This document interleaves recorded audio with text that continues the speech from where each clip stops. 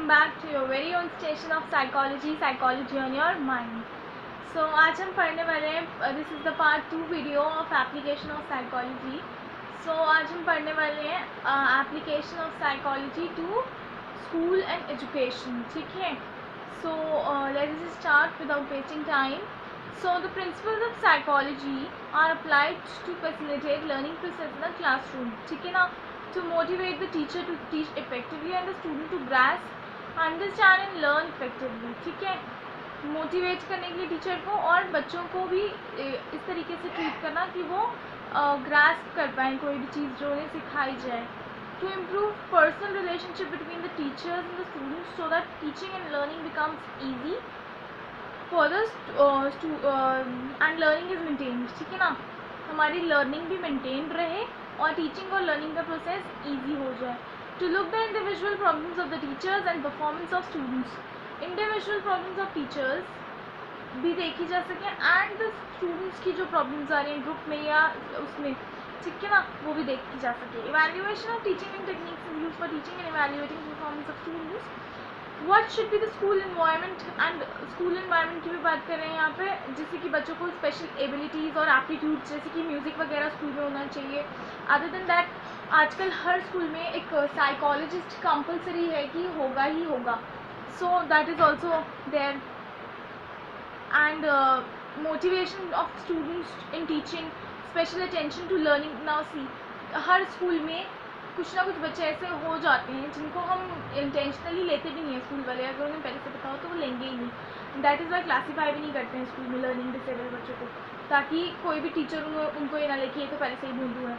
जैसे कि learning disabilities, I don't know whether you people have been knowing about learning disabilities और not, लेकिन learning abilities एक problems होती हैं बच्चों में. बच्चों में क्या, बड़े होते होते भी वो प्रॉब्लम्स डेवलप रहती हैं कि किसी से अगर किसी को लिखने में प्रॉब्लम है, जैसे कि डिस्ग्राफिया बोलते हैं उसे, कुछ लिखने में प्रॉब्लम है उनको, मतलब बोर्ड से या कॉपी करके लिखने में प्रॉब्लम है, तो दैट इज़ डिस्ग्राफिया. जिनको मैथ्स में कैलकुलेशंस में प्रॉब्लम होती है that is known as dyscalculia.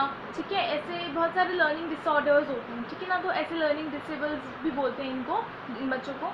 सो ऐसे बच्चे भी होते हैं, इनको भी अटेंशन की ज़रूरत होती है, स्पेशली एक साइकोलॉजिस्ट की ज़रूरत होती है. कुछ बच्चे इमोशनली डिस्टर्ब्ड होते हैं कुछ फैमिली प्रॉब्लम्स की वजह से या किसी और वजह से. सो इमोशनली डिस्टर्ब्ड भी होते हैं बच्चे. ठीक है, उसके बाद फिजिकली एंड मेंटली हैंडीकैम्ड. ठीक है ना, like we also had one girl in our school, she was not able to walk properly.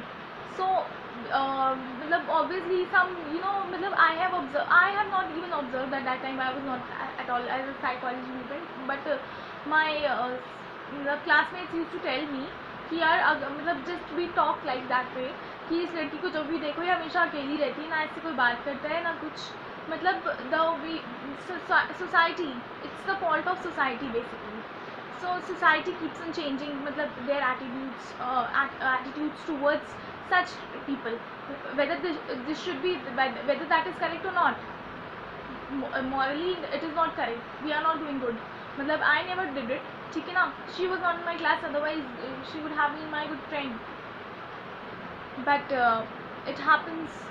ठीक है, अब बहुत सारे ऐसे बच्चे भी होते हैं जिन्हें अटेंशन का प्रॉब्लम होता है. they are not able to concentrate on any of the things. so there are also such students. ठीक है ना, जो अटेंशन डेफिशिएंट डिसऑर्डर स्टूडेंट्स भी बोलते हैं इनको. ठीक है, अब चलो ये तो हो गई हमारी मेन कहानी. अब हम आ जाते हैं फैसिलिटेशन. मतलब डायरेक्टली आपसे ये पूछ सकते हैं exam for 5 marks, how does psychology helps in the facilitation of learning in school. ठीक है ना, यानी कि role of a school psychologist. जैसे कि मैं ऑलरेडी बता चुकी हूँ, हर स्कूल में चाहे उनकी स्कूल में साइकोलॉजी हो या ना हो, उनको एक साइकोलॉजिस्ट रखना कंपलसरी है, कि काउंसलर रखना. साइकोलॉजिस्ट को ज़रूरी नहीं है कि PhD, when you get someone who is already a PhD, but it is necessary to keep a counselor in every school, every hospitals. ठीक है ना, तो हॉस्पिटल्स और स्कूल्स में कंपलसरी है एक साइकोलॉजिस्ट रखना या काउंसलर रखना. so that is why the psychology has been growing field of this thing. So to facilitate learning in school, a school psychologist tries to make the learning and teaching learning process interesting, stimulating and encouraging. ठीक है, मतलब कि हमारा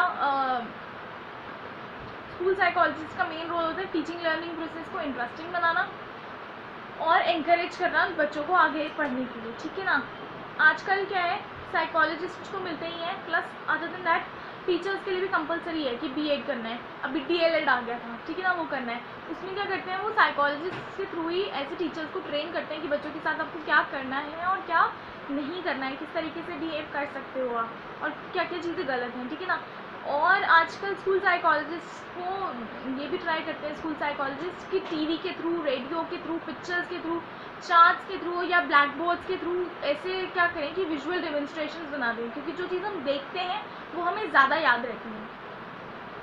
So a psychologist know that visual presentations are much easily grasped than auditory these presentations, ठीक है ना। बोलने से तो समझ में नहीं आता है, specially in the early age. अभी तो चलो आप लोग सुन रहे हो तो आपको समझ में आ रहा होगा, बट अदर देन दैट बच्चों को, छोटे बच्चों को नहीं समझ में आता बोलने से कि ये ए है। ए उनको दिखाना पड़ता है बना के कि ये ए है, ए फॉर एप्पल होता है। So you need to tell them.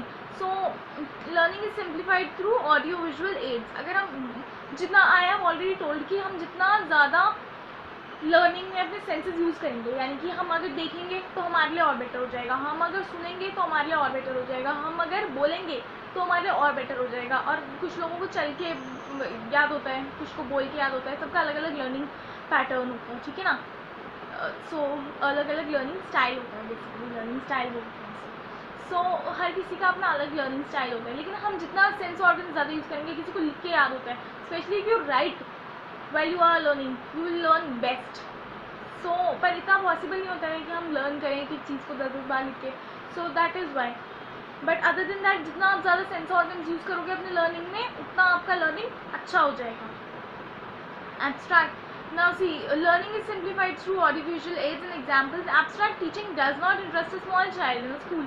छोटे बच्चे को ABCD बोल करके पीछे पड़े रहो, उसकी नहीं बोलेगा वो, ठीक है ना। जैसे जैसे हम बड़े हो जाते हैं वैसे वैसे हमें ऑडिटरी ज़्यादा सही लगने लग जाती है।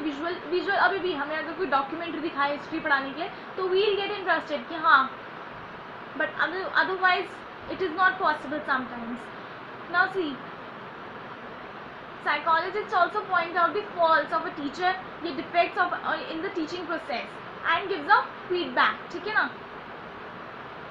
अब देखो, और थोड़ा नीचे आके I am on page number 8.25, I forgot to tell, ठीक है ना, कल्याणी बुक बाय गिरीश वाला Mohanty. So teacher should ask questions in between teaching. He should not discourage or scold a student if he asks a. Now see, बहुत सारे teachers की यह habit होती है कि they don't ask questions in between while they are teaching. They should ask questions in between so that the children pay attention कि हमसे question पूछ लेंगे, तो इसलिए।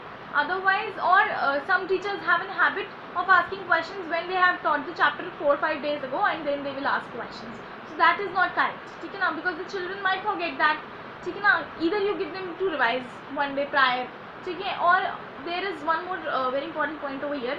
बहुत सारे टीचर्स की ऐसी हैबिट होती है कि बच्चे इंटरेस्ट लेके उनसे क्वेश्चन पूछने लग जाते हैं। जैसे आप साइंस पढ़ा रहे हो, ठीक है, और उनको बच्चों को कोई बात समझ नहीं आई, वो पूछने लग गए। तो मैनी टीचर्स डू दिस कि अभी मैं पढ़ा रही हूँ ना, पहले सुन लो।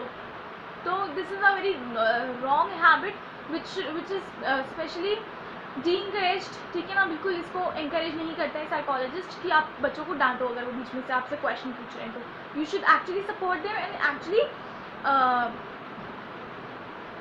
तारीफ करनी चाहिए उनकी इस बात पे कि you are doing good, if you are taking interest it's good. So the teacher must deliver his lesson slowly and clearly using a language that the child can be able to understand and grasp. मतलब slowly करना चाहिए, नहीं कि बहुत fast कर दिया और बच्चों को समझ नहीं आया। The teacher should not hurriedly write on blackboard writing materials and then wipe them out quickly. बहुत सारे टीचर्स करते हैं कि सारे बच्चे लिख भी नहीं पाते एंड दे जस्ट राइट, अपने हिसाब से लिख दिया, ठीक है, चाहे बच्चों को दिख रहा हो ना दिख रहा हो, लिखा हमने और मिटा दिया, ऊपर का मिटा दिया, फिर यहाँ लिख दिया, फिर नीचे का भी नहीं लिखा बच्चों को।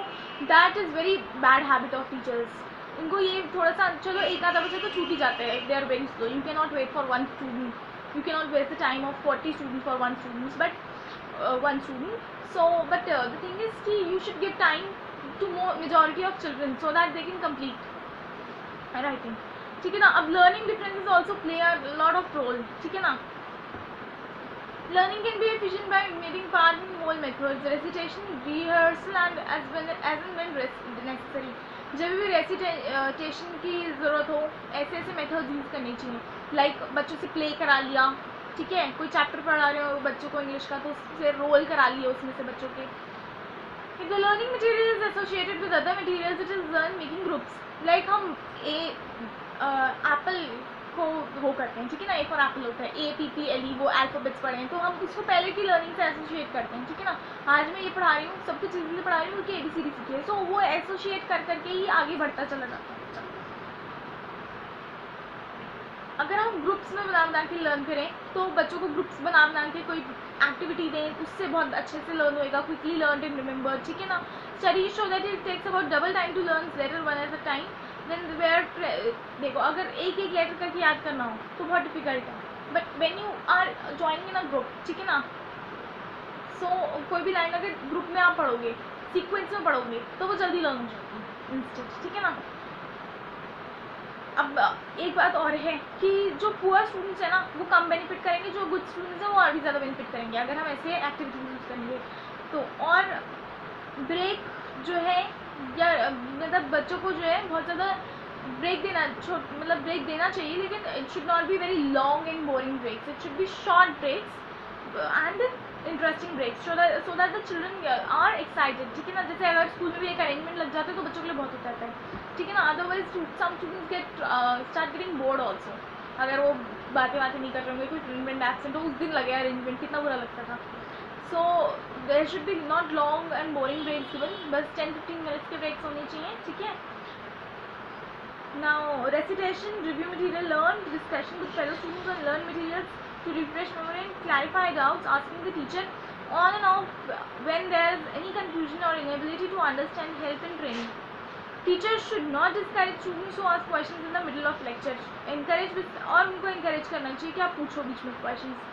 Students should also be advised not to sit up late at night to study. Now see, consolidation हो जाता है, इससे हमारी body जो है stronger बनने की हैम्पर्स कंसोलिडेशन. बहुत सारे बच्चों की हैबिट होती है कि एग्जाम से एक रात पहले पूरी रात जाग के पढ़ेंगे या 1-2 बजे तक पढ़ेंगे. दिस शुड नॉट बी वो, ठीक है ना. बिकॉज एक तो आपको एग्जाम में बच्चों की आंख लग जाती है, दूसरा इट हैम्पर्स कंसोलिडेशन.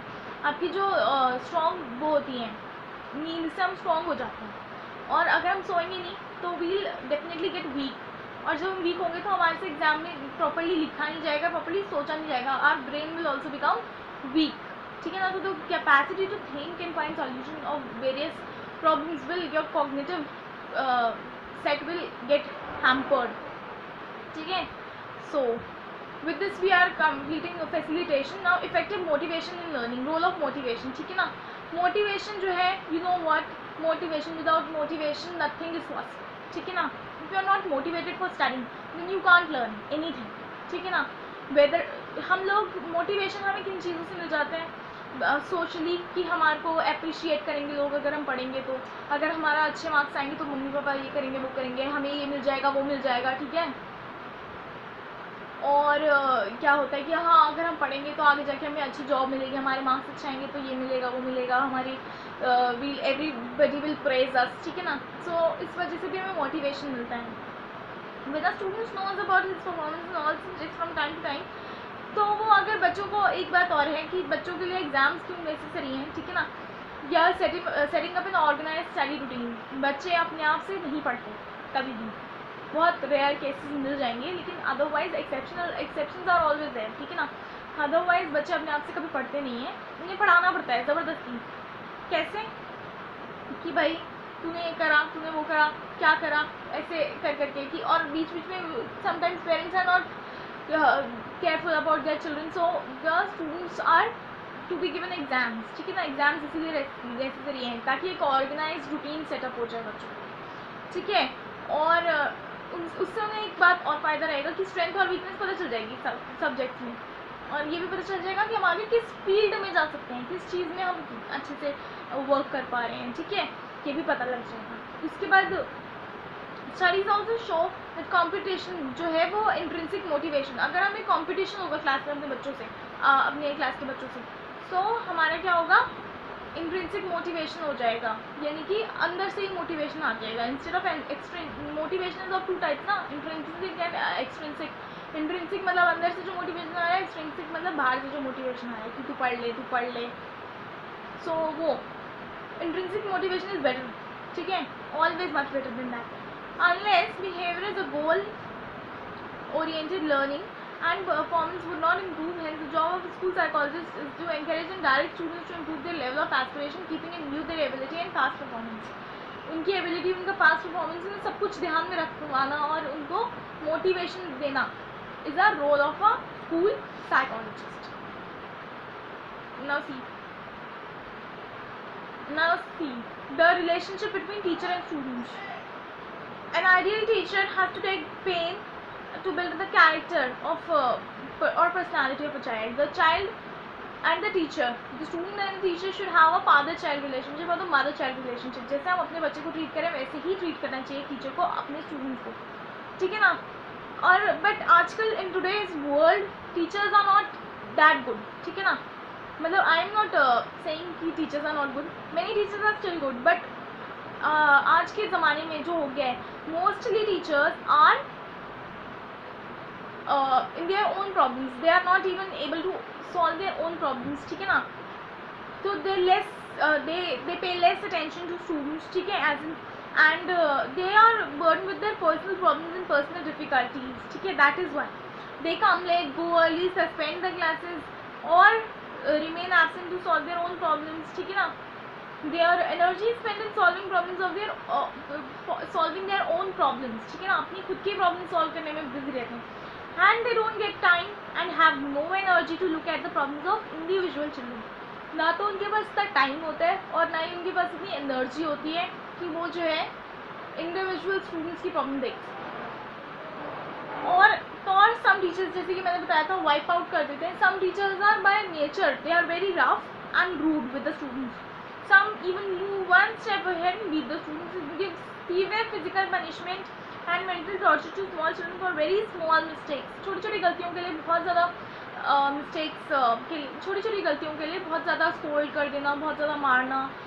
आजकल तो मारना अलाउड नहीं है, लेकिन पहले, ठीक है ना, वेरी रिजिड एंड रूड। तो इससे बच्चों की जो पर्सनैलिटी होती है वो ख़राब हो जाती है और उनको it is because of their. अब देखो टीचर्स की तो अपनी पर्सनालिटी कैरेक्टरिस्टिक्स की वजह से हैं, वो रूड या जो भी हैं, और उसके बाद फैमिली स्ट्रेस की वजह से हैं।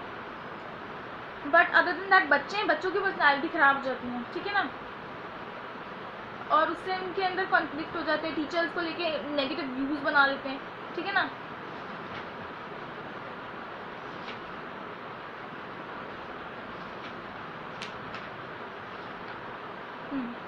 सो अब आ जाते हैं टीचिंग एंड इवैल्यूएशन प्रोसेस पे।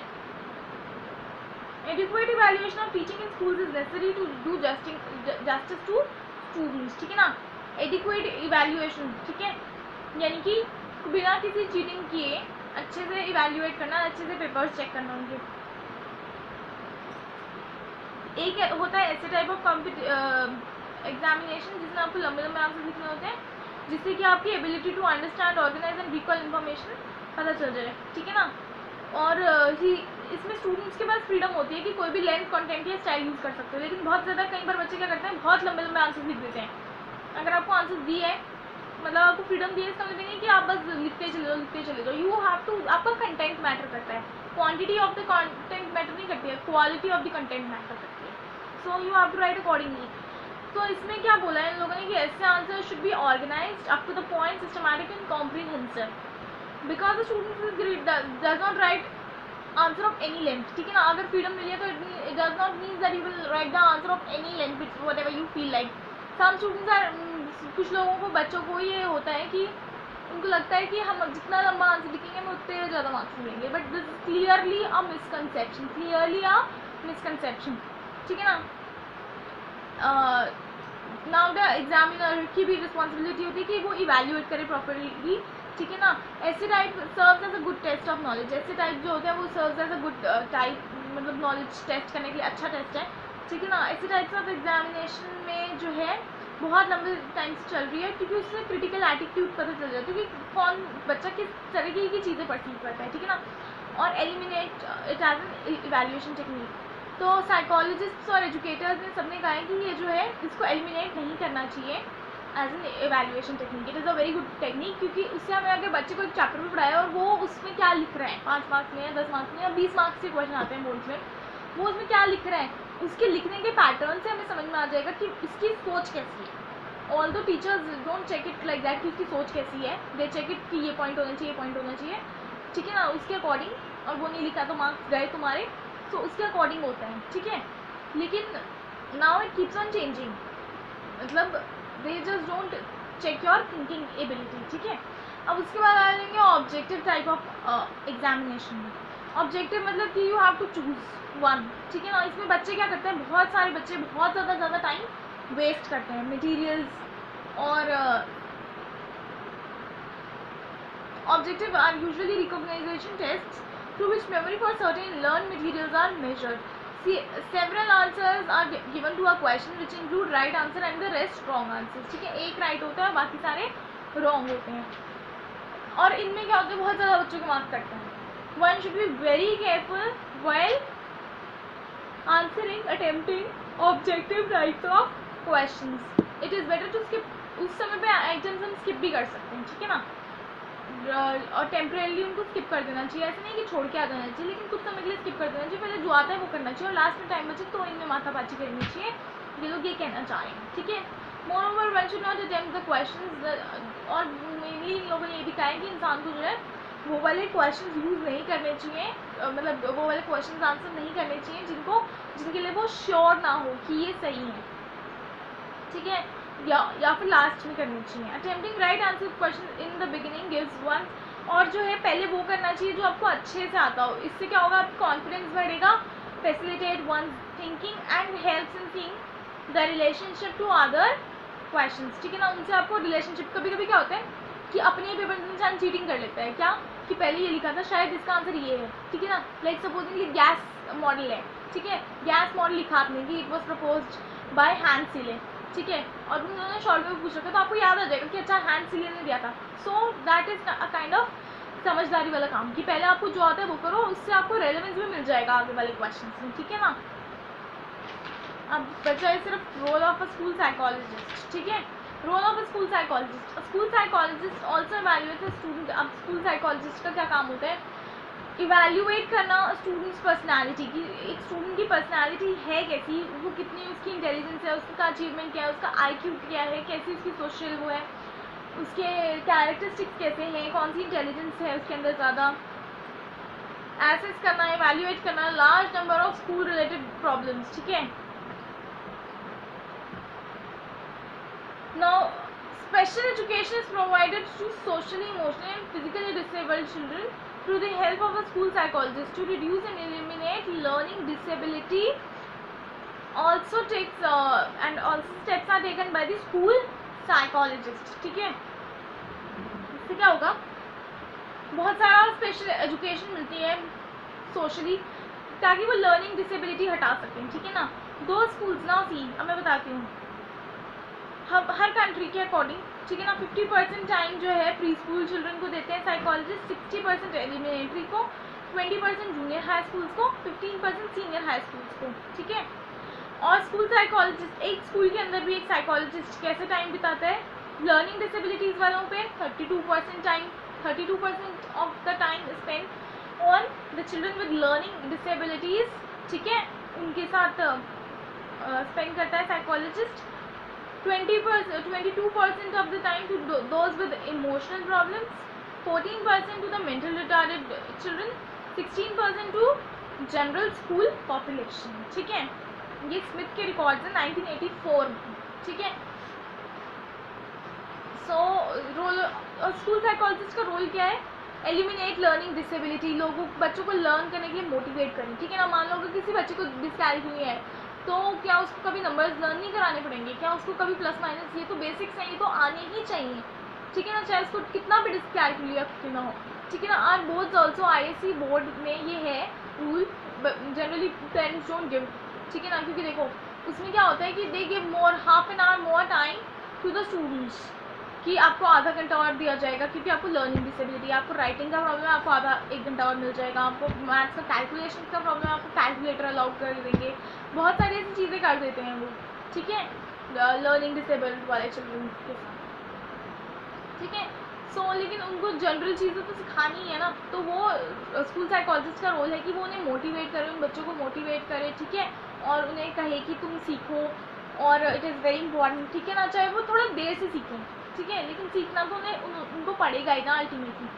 So learning of counting numbers, this is very important. So the role of a school psychologist is mainly to eliminate learning disability ख़त्म करना, ठीक है, और बच्चों को सोशली या इमोशनली या फिजिकली जो डिस्टर्ब्ड है उनको भी मोटिवेशन देना.